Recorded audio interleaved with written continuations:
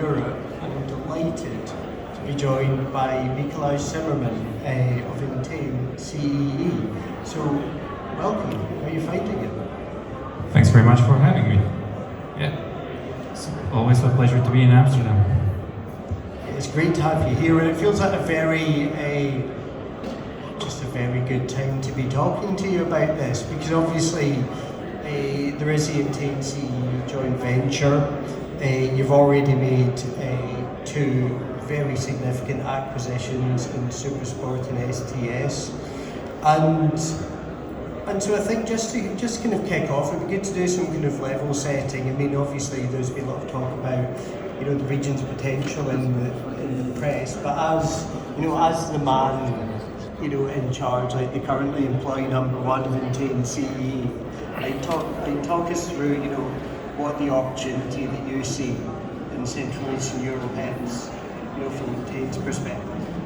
Yeah, the opportunity is definitely very, very appealing. Let's maybe start with a bit of defining the CEE region, because sometimes it can get a bit messy. People add different regions to it, but in Entain definitions, it's 12 countries. So you have Poland, Czech Republic, Slovakia, Hungary, Romania.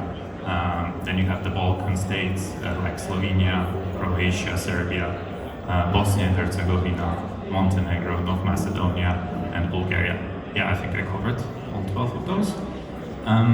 And the total addressable market of those 12 countries is $8.6 billion. So definitely the opportunity is massive. All of those countries, they are fairly young in terms of regulation, so they're not as restricted yet. And also, the social perception of gambling is much more favorable than when you look at Western countries. And it's been referred to, in some places as kind of like local heroes. It's they're brands that are very strong in a single market, but perhaps struggle to expand beyond their borders. And so I suppose they kind of from Entain's perspective, I mean, do you see these companies that have generally transitioned from that retail environment into online? Do you see that very kind of almost synergistic to what Entain has done elsewhere? If that's the UK, with chains such as Ladbrokes. I mean, so maybe let's look at it a bit more broadly. So historically, when we look at the CEE, it used to be a very good and important market for a lot of tier 1 international operators, right? But as the regulations kicked in, that kind of .com model stopped working. You needed to localize the product. So they were on the defense, and they failed essentially to gather any kind of meaningful market share after the market's regulated. And what you touched upon is very important as well. Like a lot of them, they kind of chose a digital-only approach rather than combining the retail offering with it, which is understandable given that building up a retail estate from scratch is a capital-intensive exercise. So when we talk about the local heroes, it's a very interesting kind of DNA that most of those companies have. Certainly Supersport and STS do. They both kind of started as retail businesses and then successfully transitioned into online. And once those regulations kicked in, they had a period of accelerated growth, and they become the businesses they are today. They failed, as you mentioned, to expand internationally. Because it's always not that easy, especially with the cultural mix and difference in the CEE. It's not a market that you can do like a kind of one-size-fits-all model. You always have to localize and release a product that's very localized. So yeah, that's the opportunity, and that's the thing that we recognize at Entain. We also recognize our own kind of failures to gather that market share and CEE. So we needed to readjust this strategy and create a new one, and that's where the idea to create this kind of platform where kind of local leaders can participate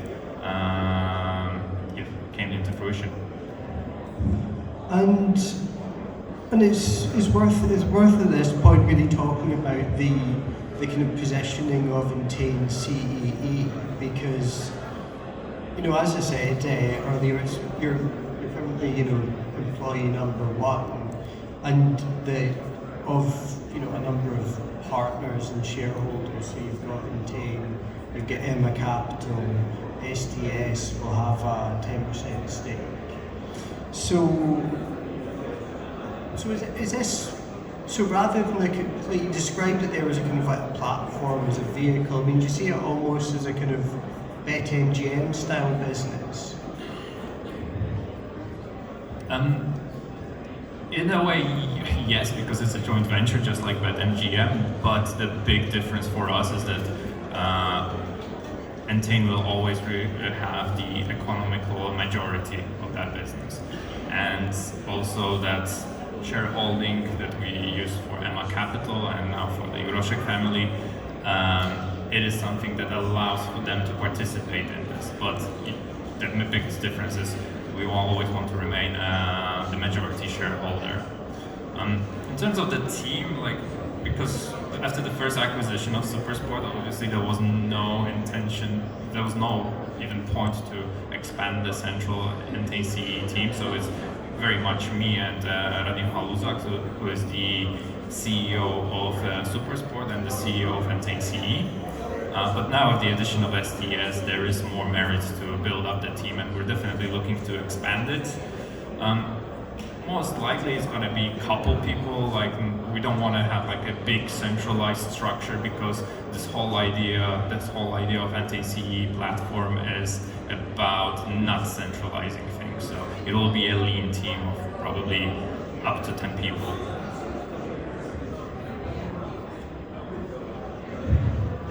And then as that team kind of grows and as these different businesses, kind of become part of it, I mean, how do you see that structure evolving? Because obviously the Juroszek family, has a 10% holding. Do you see, in terms of, do you see potential for other kind of owners to come in, take a stake? How do you see that kind of structure evolving as you grow? Because you've got 2 countries, you've got another 10 to target.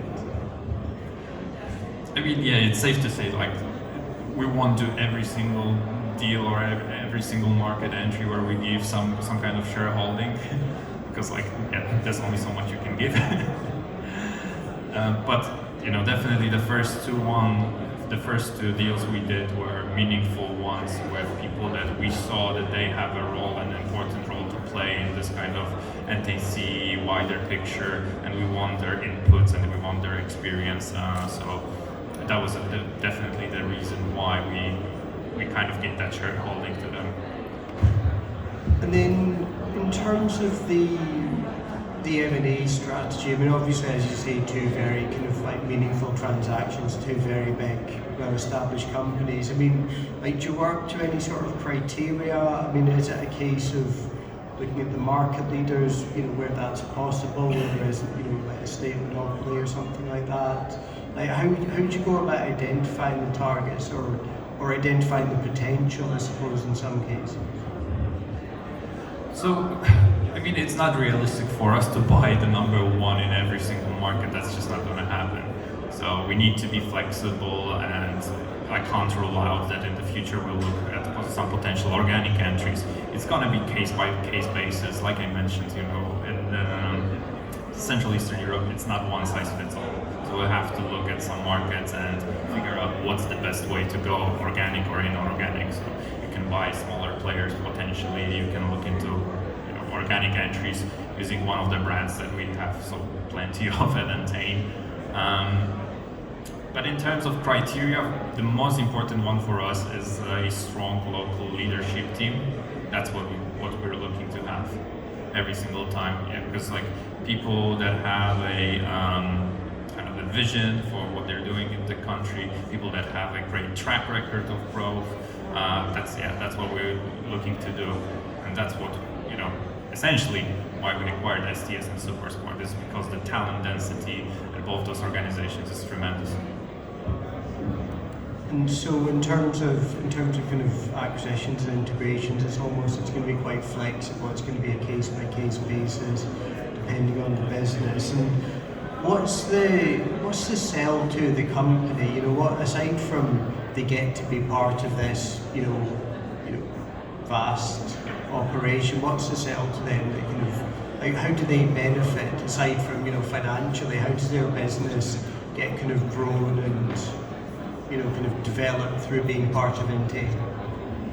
Well, I think that the sell is, like in case of Supersport, we're just finishing the integration now, which was quite easy.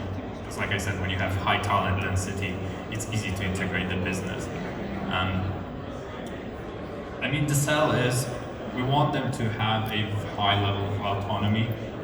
They've been doing the right things for so long, so it's not about going in there and changing things, restructuring, doing massive layoffs and bringing in new people. No, like this is absolutely not the case. We didn't lose one employee at Supersport, like everyone stayed. So what we want to do as Entain essentially is just kind of essentially bring them a menu and be like, okay, look, those are our resources. This is the things we have on product side. This is our commercial synergies and buying power, like for maybe suppliers that you weren't able to get before. And this is also our best practices in some other markets. What can you use to grow this business? And then just turning slightly to the structure of these deals, for Supersport, it's a 75% share. For STS, it's more of a, I think it was 70% or something like that. Well, it's a tender on the Warsaw Stock Exchange, so yes, so we're going to get 70% for the Euroship holding. But so I mean, is that sort of, is that part of the process of retaining the talent and kind of future-proofing the business? Because you could argue that it's quite similar to what Entain did here in the Netherlands. It acquired a stake with a kind of earn-out, so people were retained, people were incentivized. I mean, do you see it as applying that model? Is that the way to kind of keep the team together? No, yeah, absolutely. Like that's a kind of trademark Entain kind of a deal where we prefer deals with an earn-out where we give even a bigger economical upside to the business while keeping them incentivized. And STS is a bit of a different example because it is a publicly listed business, but because the Juroszek family are going to reinvest some of the proceeds from the sale back into Entain CEE, it almost kind of works like an earn-out, right? They are participating in it, they are investors in it. They're, Mateusz will join the Entain CEE board, so they're very much involved. And then, do you, I suppose, kind of going forward, do you intend to keep that talent local, or do you see this as a way of identifying, a next generation of industry leaders? You're going to people that have had, huge success in these markets. Do you see kind of scope to give them the opportunity to, apply these skills either in other markets over a greater kind of area, either through Entain CEE or through, the wider Entain business? So definitely this question is kind of close to my heart because I'm a Polish person working for an international company for many years, and I feel like people from the Central Eastern European region, they establish themselves, especially like esteemed developers and tech people, but there's a tremendous amount of talent in those businesses in the region that are not only tech people, that are C-level executives, and I'm really hoping that Entain CEE will give them a spotlight, will give them an opportunity to progress and open up some opportunities for them that weren't available before Entain CEE essentially. And then I suppose a bit of looking to the future here, because obviously there was a 6 million raised to fund the STS deal, and Entain's contribution is 450 million. So that leaves 150 million for And I think in the earnings release it described it as additional near-term acquisitions. So that suggests that you've got a pretty strong pipeline. Is that fair to say? Well, first and foremost, that extra money, it's not Entain CE specific, it's for wider Entain group, and the pipeline is full for both Entain and Entain CE. So yeah, like we're definitely working on some opportunities in the background at the moment. We are already out of those 10 markets, out of those 12 markets, so that leaves us with 10 other markets. And I think the key thing with when it comes to market expansion or M&A deals, it's timing. So it's all about timing, and when the timing is right, when the deal is right, we'll just simply execute it. We accomplished a phenomenal thing here with STS because it's been only a year since we acquired Supersport, and we already have another one. So within a year, like that's a testament to the great partnership between Entain CE and Emma Capital, because I have to give kudos to Emma Capital for what they brought to the table and how they helped us definitely execute this deal and all the support that they gave. So I feel the future is quite bright. Can't obviously give you any specifics which markets we are going to enter, but yeah, the vision is to be in all of those 12 markets. That's the long-term vision, and yeah, our pipeline is full, so we'll just look for the right timing to enter the right market. And I'm not trying to wheedle an answer out of you, but I'm interested to get your thoughts on, obviously there's a lot of regulatory change going on across that region, so you can't go into specifics on companies and targets. I'm just keen to get your view on which markets in particular you feel are entering an interesting phase, because obviously from somewhere like Romania's been regulated for a number of years. Then you've even got somewhere like Hungary that looks like they're going to end a sports betting monopoly. So amid all this change, which markets do you feel are kind of either thriving or kind of coming to a point where you feel they could thrive? I mean, definitely Czech Republic and Romania are the two big ones that we're looking at. But at the same time, with the DNA of Supersport being in Croatia and near the Balkan region, there are some very exciting opportunities in that region that we're closely monitoring. You mentioned Hungary, yes, that's a development that we're closely following, because it is interesting to see how this kind of regulation develops there. I think we're coming up on our time. So Mick, thank you very much for your time today. It's been really interesting to talk to you, and everyone, please thank Mick for joining us today. Thank you so much.